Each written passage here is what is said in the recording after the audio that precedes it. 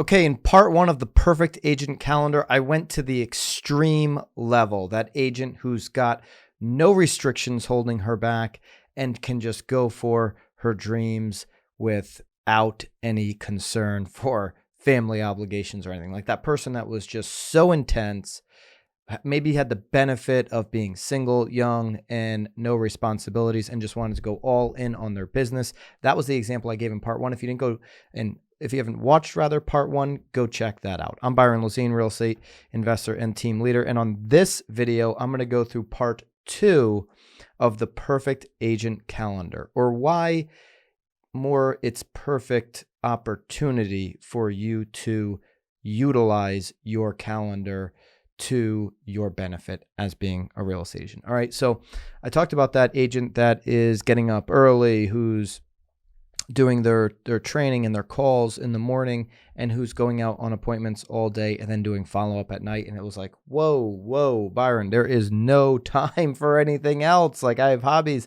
I have kids, I have life that happens. And the beautiful thing about being in real estate is you're not working 9 to 5 behind a desk. You're not restricted to punching a clock in and punching a clock out. You can work from home some days. You can work from a coffee shop. You can, in fact, go to a Little League game if you wanted to in the afternoon. See, this says meetings from 1 to 5. Well, if my daughter has something really important at 2 o'clock, I can just change this to 3:30 and create white space on my calendar that nobody else has. Right here, I've got all this white space that other jobs don't allow people to have, right? It allows you to say, you know what, this 2 o'clock game is so important to me, I'm going to push appointments back after the game, or I'm just going to do more appointments tomorrow because I want to be at this Tuesday 2 o'clock meeting. Now, listen, in real estate, are you going to have to work Saturdays and Sundays, especially when you're starting out? Yeah, because that's when consumers are buying homes. That's when they're looking at homes. That's when people want to talk about selling their home because they are in that 9 to 5, right? But you have the luxury in real estate of being able to move those time blocks around your calendar however you want. It's why it's such a beautiful business. People get in to control their calendar. I say you can't control your calendar because you ultimately work for buyers, sellers, and investors, and you've got to be there on their time.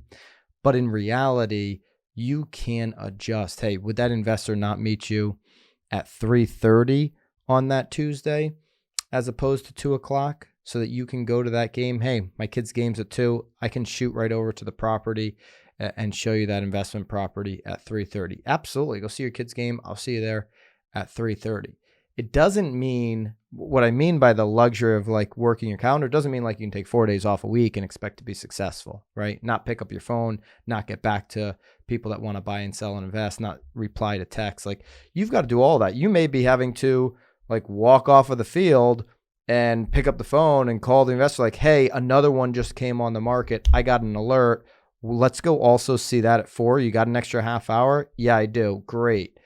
That's the game that you're in real estate, but you are able to manipulate your calendar so that you never miss things, right?